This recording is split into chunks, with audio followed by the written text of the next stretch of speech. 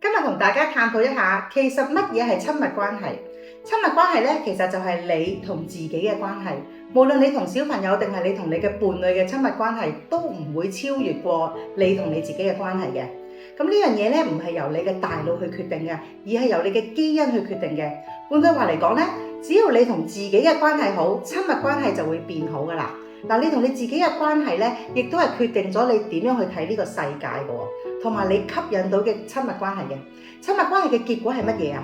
心理學裏邊咧有一個叫做鏡像回應，親密關係回饋嘅結果咧，就係我哋同自己關係嘅結果啦。因為你同你自己建立嘅親密關係呢一個過程咧，佢會投射到另一個人上面㗎。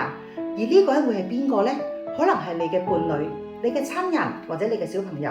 所以搞好自己同自己嘅關係，你嘅親密關係自然就會好㗎啦。下一集咧會再同大家探討一下點樣可以搞好自己同自己嘅關係嘅。今日嘅分享係咁多先，邀請大家記得訂閱我嘅頻道同埋 like 我嘅片喎。又或者大家有啲乜嘢睇法，留言俾我，下一集見。